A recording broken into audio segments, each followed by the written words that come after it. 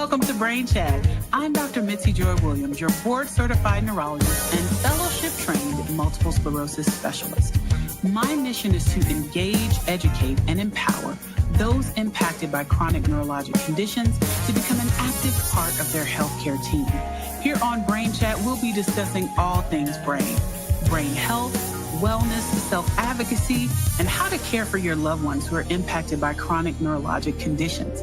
Join me and my super friends and special guests as we get ready for the next episode. And most importantly, let's get nerdy. Hello, Brain Chat audience. Welcome to another amazing episode. And I'm so excited about having Dr. Susan Payrovi here with me today. We are going to talk about brain health. And listen, as long we talk about health is wealth, brain health is definitely wealth. So we're going to get into it in just a few minutes. First, we want to thank our sponsor, the National MS Society, for sponsoring Brain Chat. And we want to thank all of you for coming and taking your time to either watch us on YouTube or listen.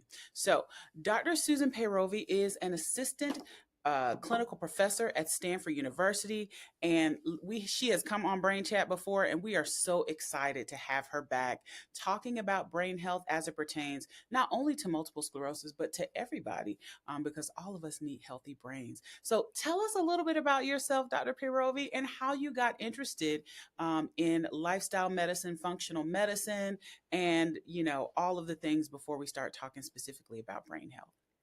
Sure. So I was an anesthesiologist practicing, OR medicine, and I ended up actually having symptoms that ended up being diagnosed as MS about 7-8 months after I had my first child. And because of my symptoms, I actually couldn't practice anesthesia safely anymore. I had a weak left arm and hand. And so it ended my career in anesthesia. And I had to go on and figure out what to do with my life, how to retrain, what is it that I was going to do. But also at that time, I was trying to figure out, what else do I need to make sure that I have a healthy brain throughout my years? Because as a new mom, it just wasn't acceptable to me to have to give up a lot of my function, and how can I preserve that function? I landed at an integrative medicine conference that just changed my life. It was all this information that I never learned as part of my medical training. And so I started just digging in, diving in, and mainly the interest was for my own personal health, because as a physician, I understood how to, combat disease with medications, pharmaceuticals, surgery. But I didn't really know how to improve my own health. And funny enough, I was actually getting health advice from my husband, who was in finance, where he was like, let's cut down sugar, let's change our diet. And I'm like, okay, so I had to learn this information. And as I put it into practice, I just started feeling better, not just physically, but my mental well-being. My brain was working better. It took a long time for the symptoms in this left arm and hand to improve, but it did over time. Now, I'm probably lucky in addition to my lifestyle habits in terms of how my MS has been doing over the last 15 years. But studying lifestyle medicine and having the personal experience of it just really being so powerful. I went on to study mind-body medicine, Chinese medicine, and acupuncture. And then the final thing I went to was functional medicine. It was very intimidating because it was a 2-year program and I had 3 kids. But it was actually the functional medicine that really made me so excited about learning how to look at the human body through a different lens, through the systems of function. Like, how does the body produce energy, or how does the body protect itself? How does the body bring external things from the environment into the body, like food? And it gave me language to be able to explain complex things to patients, like fatigue, brain fog. And it allowed me to help people understand why some of these systems might be dysfunctioning and how we can put into place different tools to change our environment so that our brains can work better. We can have more energy. We can hopefully influence the progression of MS. So, I always tell my patients, I go, I don't have any guarantees. I have a roadmap, and there's a community, and we'll just work together and see what happens. And I've never seen somebody engage with these tools and not have an improvement. But of course, everybody does it differently at their own pace. Yeah.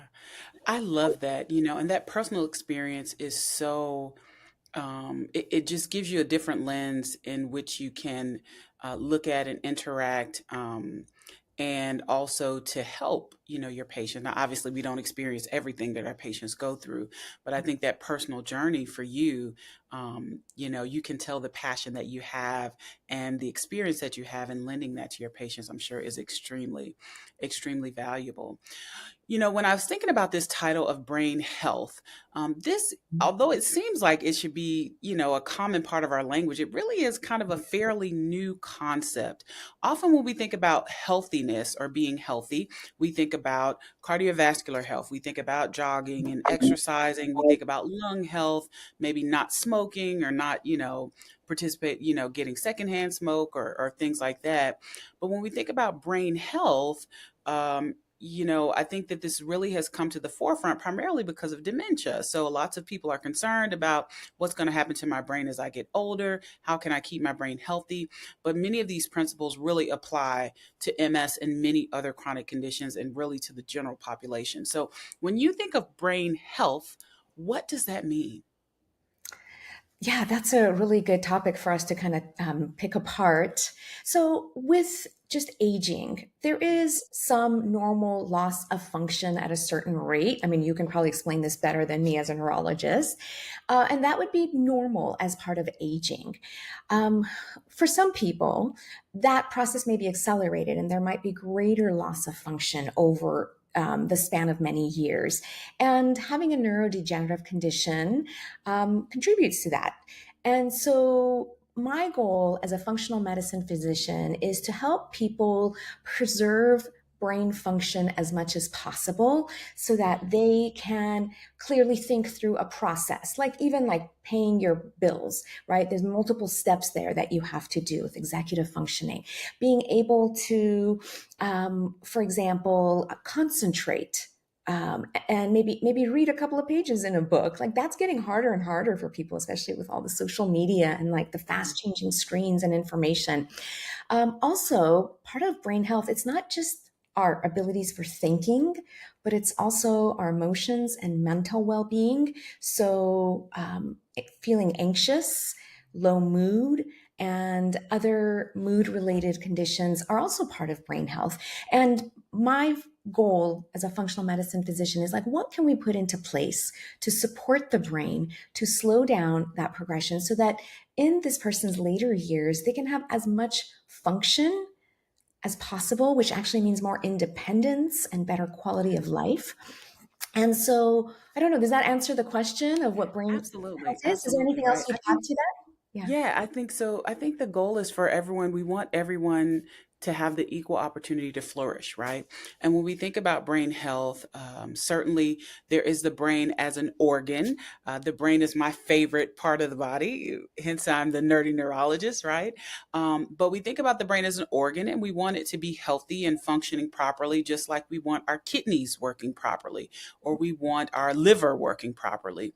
But we also think about it, as you said, from the emotional aspect, right? Our mind, right? Our emotions, all of those things affect our brain health and then also our physical body. Very much affects brain health. If people have chronic conditions like hypertension or diabetes, or high cholesterol, those conditions, if they are not controlled or improved with diet, exercise, brain healthy behaviors, they actually can physically affect the brain and cause damage to the brain. And so I think that focusing on brain health is really important because physical health and brain health are very interconnected, and some would say mind body are one, right? So they're very intricately connected, and so we really need to focus not just on our physical health, but how it interacts and interplays with our brain health and keeping our brains healthy. So when we think about brain healthy behaviors, right? What are some brain healthy behaviors, or what does it mean to, or what are some of the things people can do to maintain their brain health? Sure. And so much of it comes down to inflammation, right? Hmm.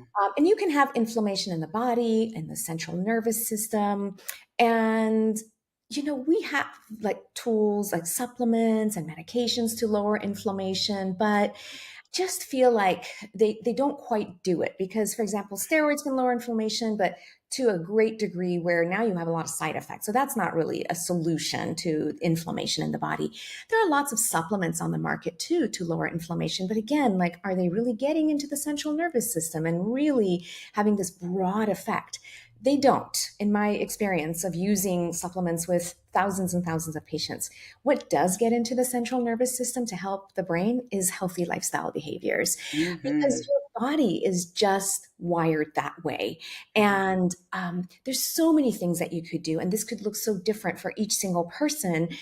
But it could be the inclusion of anti inflammatory foods. Lots of plant-based foods that are going to basically what food sort of behaves like is information that you are bringing into your body from your external environment, and as the food gets digested and absorbed, it is being broken down and it's actually sending signals to your DNA to turn on anti-inflammatory genes, to turn on the antioxidant genes for cellular protection. Like that, those molecules that are antioxidants can actually be very protective of brain cells and nerves. And so diet is just one really powerful tool. So is exercise. I mean, it's one of the most potent anti-inflammatory tools known to man. And when we exercise, it's a short-term stress to the body.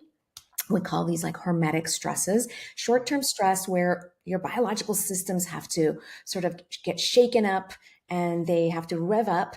And then when you stop exercising, things kind of come back down and you kind of have a better anti-inflammatory state. Mm-hmm. Sleep is anti-inflammatory. Ooh, talk about sleep.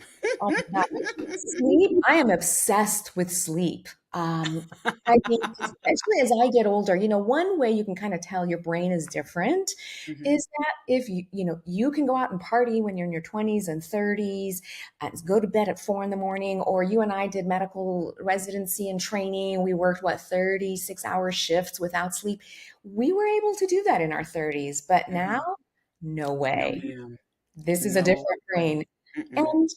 And I acknowledge that. And instead of like worrying about it and being anxious about it, I just know that I have to change how I do things. So prioritizing sleep helps me have a better next day. I Mm-hmm. cannot see patients and take care of my kids if I've had a really poor night of sleep, if I just haven't stuck to my really good habits. So, the sleep system is always talking to your immune system. Mm-hmm. Sleep is inadequate, you haven't gotten enough hours, that's a danger signal that's received by your immune system that says, hey, there's something wrong. We need to rev up our defenses. Let's turn up inflammation, right? And it works the other way as well. If you can get good sleep, then the immune system receives the signal that things are okay. We don't have to get inflamed. Things we can relax. And so these systems are always talking to each other. And it's just another, I mean, I want to call it a simple way, but it's not so simple to get great Right. sleep.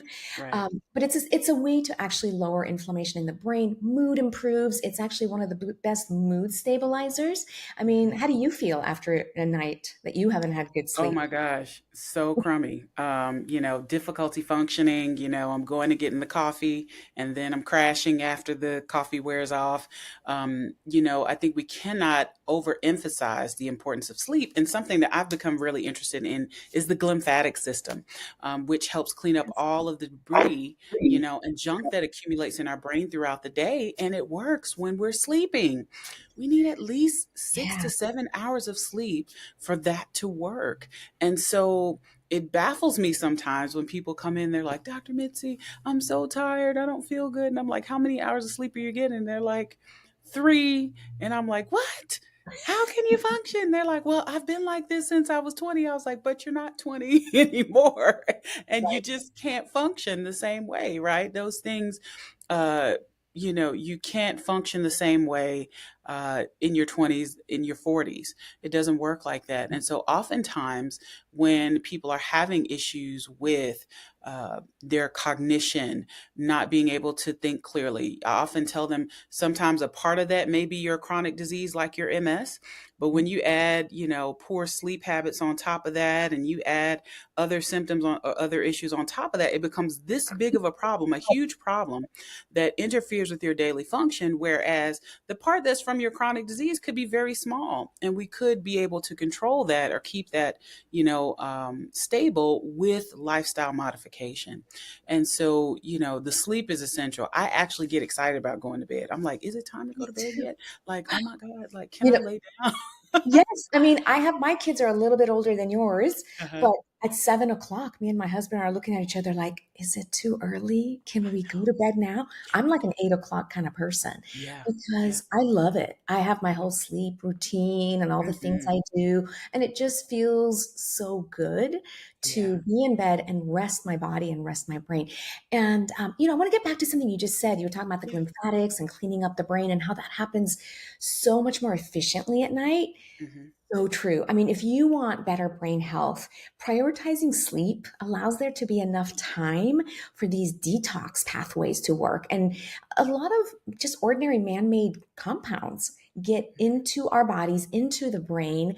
And some of the thinking in functional medicine is like, for example, in Alzheimer's or Parkinson's disease, like when you're getting these, conditions where there's neurodegeneration, it might, part of it might be your body's response to these foreign materials in the brain, creating an immune response, and as a side effect of that, damaging brain cells. So if we can just do more detox up in the brain, Yeah. the better it is. And so, there aren't drugs or supplements for this really, but sleep works every time.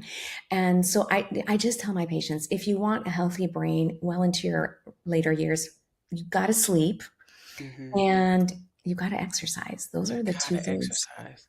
Yeah, they're really cool studies focused on brain atrophy and how exercise can actually slow the rate of brain atrophy. We know that our brains shrink as we get older. I always say, sorry, fellas, your brain shrink faster than the girls, but everybody's brain shrinks. And then when you have a chronic neurodegenerative disease like multiple sclerosis, that shrinking can be accelerated. And so if we're doing, I look at it like a tank, right? So we have this neurologic reserve, this ability to bounce back from injury, this resilience. And so the more we put into that tank and the fuller it is, the more we're able to bounce back from injury. Now, there are things that will decrease, the water in the tank, so to speak, as we get older. We don't have as much resilience, etc. But the more we're putting into the tank, the better off we'll be. And so exercising is actively putting into the tank. Eating a healthy, well balanced diet is putting into the tank. Getting sleep at night is putting into the tank. Looking at things that decrease stress, dealing, with anxiety, depression, mood disorders. All of those things are adding to our tank and our ability to be resilient and bounce back from injury. I think the hardest part is that oftentimes in our culture, we want a quick fix, so everybody's like, Dr. Mitzi, what's the pill for this? What's the pill for that? I am definitely a medically trained doctor. I believe in medications. There are medications that can significantly improve people's quality of life, but there is no medication that replaces the part that you play in your own health. And sometimes that's the hard part. It's like, well, I can't really do that. So can you just give me a pill to fix it? So talk a little bit about that mindset shift to say, okay, yes, there may be symptomatic medications that can help with some of these symptoms, but how do we really kind of dig in and say, yeah, but there's work you got to do. And if we do this work, it will have exponential outcomes compared to, just trying to put a band aid on it and fix it with a medication, so to speak. Yeah, like you said, there are no medications or supplements that can prevent dementia, for example, and Hmm. neurodegeneration. We know there's all kinds of things touted on the internet. I've just never found one that I think reliably works. Hmm. So when patients come to me and they say, "Hey, I just got diagnosed with a neurodegenerative condition, or I have a family history. My parent just got diagnosed with Alzheimer's. What do I need to do?" And I hate to disappoint and say I don't have any quick fixes or magic potions, but what I do have is like many, many things you can do. And you can pick and choose what you do. It's not for me or your doctor ever to tell you, like, this is what the diet you need to eat, or this is how you have to exercise. There's about 1,000 different things you can choose from. And you Hmm. just start somewhere. Something that Right. just seems low lift that you're willing to do. And you just start there. A lot of people feel like they got to like revamp their nutrition. I don't Mm, know. I mean, if your greatest opportunity for healing your brain is getting an extra 30 or 60 minutes of sleep or going out for a daily walk, then that's what you do, right? And you just start somewhere and hmm. you just start building over time. And what's really cool about that process is that one good habit attracts another good habit and it Hmm. starts synergizing and accelerating. So I have patients that I always say, if you can work with me for 6 to 12 months, we will make so much progress. And one thing that I think really helps people engage with this hard work is having a community.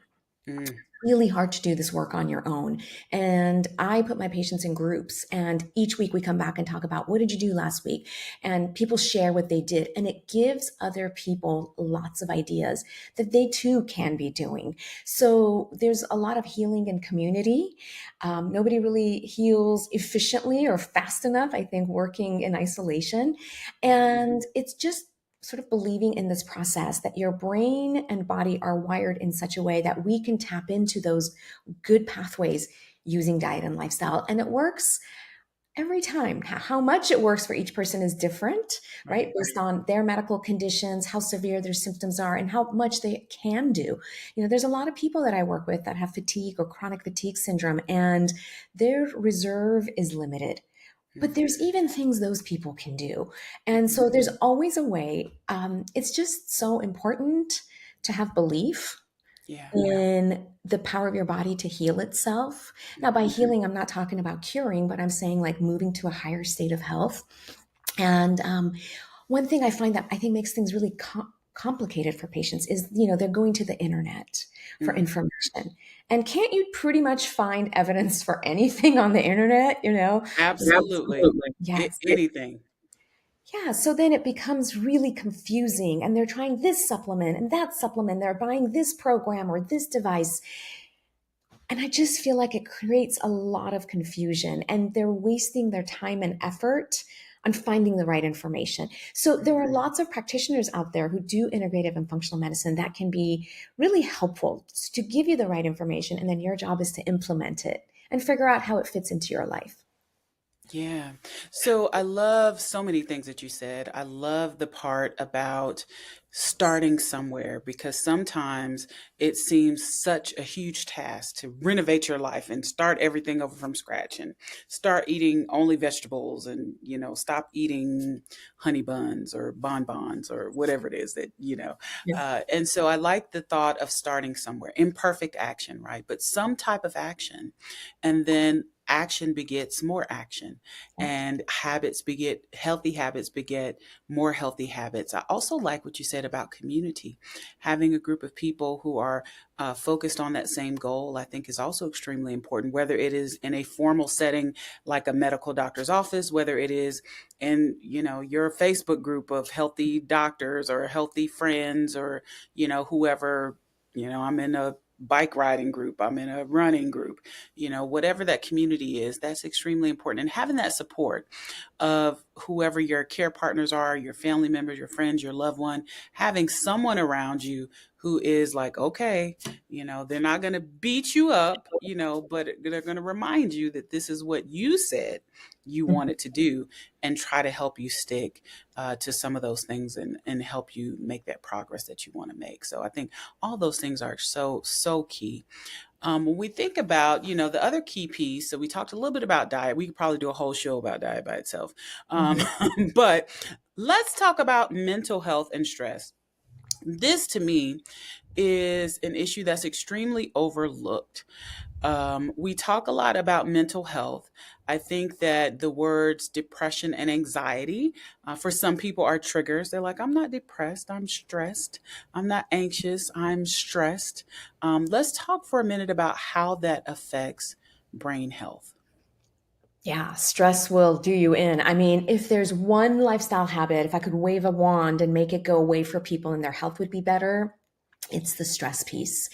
Yeah. It's so pervasive in modern life, isn't it? Hmm. And stress comes in so many forms. Like it could be this perception of not having enough time, Right. too many commitments, Right. caregiving, your own health concerns, financial stuff, political stuff, all of the things that, go through our space every day that kind of activate us or rev us up. But it also Yeah. comes in some subtle ways as well, constantly being exposed to sound, that the phone dinging at you all the time, the Mhm. notifications, and you're trying to work on something and things are coming through and your attention's all over the place. So all of these things can be a stress load to us. And Mhm. just, I think the first step with anything is just becoming aware. Just Yeah. becoming aware and acknowledging that there's a lot here that's activating my body, my nervous system. And stress definitely impacts our ability to think. It influences our mood as well. Stress can actually cause a lot of inflammation. Mhm. So, if we can get our brain around how to better manage stress, it really goes a long way. And stress actually affects the body in lots of sort of um, other ways that I think people are not aware of. Like, for example, constantly being stressed obviously revs up your fight or flight response. You're like on high Mhm. alert. Your Mhm. body's waiting to fight danger, and we're not really getting that off signal, right? So the body's hyper activated. Um, Stress is actually going to deplete nutrients in the body because you're in an activated stress. Say you Mhm. need to utilize nutrients to produce neurotransmitters and hormones. And so it's affecting many systems. It's affecting your sleep system, right? Yeah. Stress leads to high cortisol, and these shifts in cortisol can actually affect our nighttime sleep quality. So it's another way that stress wrecks your health. And again, when you're not sleeping, then brain health is compromised. So there's so many different ways to manage stress. Mhm. My approach with patients is like, first, let's talk about what stresses you can remove from your Right. life, right? Right. Is it too many commitments on your calendar? Is there some that you can opt out of? And don't feel Mhm. like you have to give a lofty explanation of why. Right. You just need to say, I really don't have capacity for this right now. I'm No going is a complete sentence. Oh, yes. That's right. I had to learn that as an adult. I'm still learning. Yeah, I mean, you and I probably have this like fear of missing out on stuff. Mhm. Like, I Mhm. want to learn everything and I want to Yeah. like do everything. And I have a rule now where I'm not allowed to say yes to things until I've given it 24 hours because my knee jerk reaction to everything is yes, I Yes, want to do yes. that. Mhm. So, what can you get rid of on your calendar? Sometimes it's just about having boundaries with relationships that you have, right? When people kind of ask maybe too much of you or you're interacting with them in a way that just doesn't feel good, that could be a nice stress reducer if you just figure out how to communicate to this person. Like, let's not have conversations about politics when we're together. Mhm. That's all. So what can you get rid of is sort of the first step. And then the second part of that is like, what can I put into place to help my nervous system calm down? Right. And this could be anything from Mhm. mindfulness, breathing, and meditation to prayer to a hobby, going out for a mindful walk. Mhm. I have patients that like to knit because they get Mhm. into the zone and, Yeah. they just lose themselves, they're Yeah. in flow. Yeah. It doesn't matter what you pick. For my patients who are like, I can't sit down and meditate. And I'm like, nobody says you have to sit down and meditate. Why don't you go out into nature and Mhm. just be out there? In fact, I've read Right. this really amazing book called The Nature Fix. By Mhm. Florence Williams, I think is the author, and she's like looking at the impact of nature on reducing stress levels, improving physical and mental well-being. And she's looked into this like body of work that looks like how much nature do you need for it to actually influence you at a cellular biochemical level. Mhm. And people always think it's like in a month, it's like 30 hours or 50 hours. You want to take a stab at it? How many hours a month of nature time do you need for your body to notice in a good way? 5. 5. You got it. Oh, really? I didn't know that. You did. So it's actually 5.5 is what Okay. they come up with, but nobody ever gets it on the first try because it doesn't seem like 5 hours in a month could be Hmm. impactful, but it's a good start. And Yeah. this could be, you don't have to go to a forest, like you just go to somewhere where there's like a nice enough density of plants, a park. Hmm. Maybe it's your garden. I mean, I don't know. But spending time out in nature could be very therapeutic and lower Hmm. stress. Yeah. So just finding what works for you. I have patients who dance. I mean, that's actually mine. Like I just dance in my kitchen. I'm not even a good dancer, Hmm. anyways, but it doesn't matter. Yeah. So yeah, those are just some of the ways you can get started. Yeah. And I think that we really underestimate the impact of stress.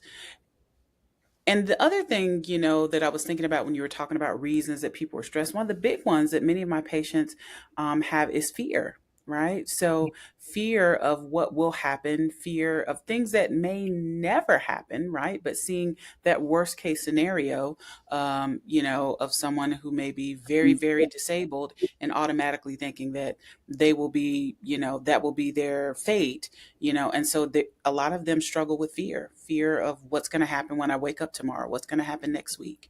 And so I think that all of these things are extremely important to acknowledge, right? We can't ignore them and stuff them. I always tell my patients, if you're awake, there's going to be stress, right? So there's no way we can completely eradicate stress. So the correct word is, how do we manage it?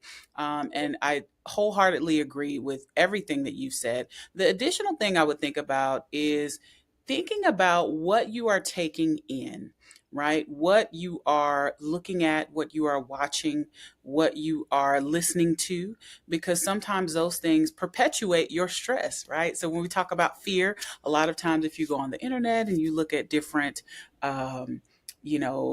posts on different social media platforms, it'll be like, oh my God, I told you this was going to happen. And next, this is going to happen. And then you're reading this rabbit hole with all the comments of all your friends. You're like, oh my God, this is so terrible, And so you have to also not be afraid to disconnect, because sometimes when we are connected to all of these other opinions and things, it actually perpetuates or worsens our own stress. The other piece that I would add is that, mental health services, talking to a good therapist can be really helpful, in helping you to manage stress. Sometimes much of the stress that we deal with, particularly as women, we are caring for a lot of people. There are some statistics that I was reading recently that 2/3 of dementia occurs in women, but women also are 2/3 of the folks that are taking care of people with dementia, And so sometimes when we have all of these responsibilities, some of which we may not be able to take off of our plate, making sure that we are, disconnecting and taking care of ourselves mentally, sometimes with the help of a mental health specialist, can be really helpful, because oftentimes when you're the person that everybody's leaning on, you need somebody to lean on and talk to, and so that other piece can be extremely helpful. And it may not be something you need forever. Sometimes you may need a therapist forever, but sometimes when you're going through a rough time, getting that extra help can be really helpful. And then, of course, if you need medications, we also explore those, because we don't want you, to the point where you're incapacitated and not able to get out of bed while we're working on these healthy behaviors. So there are just so many things that people can do. I really just have a passion for making sure people are empowered, knowing what their options are, and of course, making sure that you're doing your part to help keep your brain healthy. So that 30 minutes went by really, really fast. So we're gonna have to do a part two, Dr. Payroll. We're gonna have to do a Let's part two. do it. It's already said. But tell us, what kind of parting thoughts do you have, and tell us about some of the amazing work that you're doing. So you have group appointments that you do with patients. You also have brain healthy seminars and other things. Tell us about what you've got going on. Sure. So, I really got interested in this area of medicine, trying to really figure out how to do the thing that's the hardest for people, right? Habit change. Like, how do you Right. redesign your life? And so much of it is just about intention, right? Yeah. Like you were just saying, be intentional about what you're accessing online. What information are you allowing enter your brain, into your space? Yeah. So I'm fascinated by this process. And at Stanford in my clinical practice, I have all kinds of groups from for patients like with fatigue and chronic fatigue syndrome to autoimmunity and gut health and all kinds of things, because I find that if I can see people every week in groups, they make a lot of progress faster than when I was seeing them once every 3 to 6 months. Mhm. Too much time goes by, they come back and it's like, well, I didn't really get to do it because I needed more support and there was nobody there to support me. So Mhm. the clinical practice of this shared medical visits where you're with a physician, there's a group of patients there, is really helpful for habit change and inspiring people to just consider a different way of doing things, right?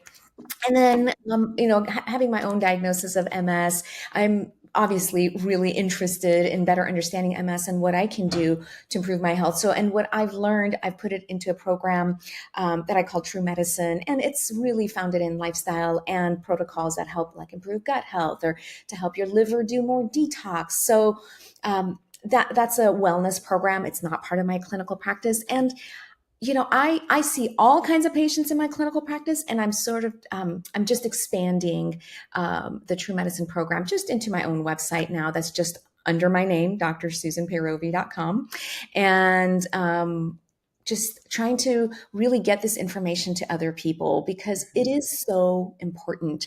This should be a part of our medical training, and maybe Yes. we're headed that way, I think, but it's just like not happening fast enough for my Mhm. impatient personality. And so I just try to bring this information to people who can't otherwise see me in my clinical practice. Hmm. I love it, because when in this age of information, it's important to have solid information. It's important to have good information. It's important to have information that's backed by scientific knowledge. And so, I really encourage folks to look into, sound places to get information. So, True Medicine, you said your website is your name, susanpayrovi.com. Yeah, it's now the True Medicine website gets forwarded to Okay. drsusanpayrovi.com. So you'll just find me if you Google me. And, Okay. I'd love to help people understand how they can be more empowered to be Yeah. a patient who's not passive and just looking for the next piece of advice that their doctor's giving them, but like really asking questions of like, how do I do this? And what do I need to think about that? Right. Showing up like you really mean it when you're at a doctor's appointment and just jumping into action however it makes sense. Yeah, I love it. I love it. We love patient empowerment. We say our mission is to engage, educate, and empower. And so you definitely are doing that. And we appreciate everything that you are doing to help so many, to improve their overall health, their brain health, and to improve their lifestyle. So thank you so much for your time today, Dr. Payrovi. This was an amazing conversation. I can't wait until we do part two. And then we've got to do a part in person. So we're going to work on that. We will do But it. thank you so much for your time. And thank you to the MS Society for sponsoring this episode of Brain Chat. And we will see you all again in 2 weeks.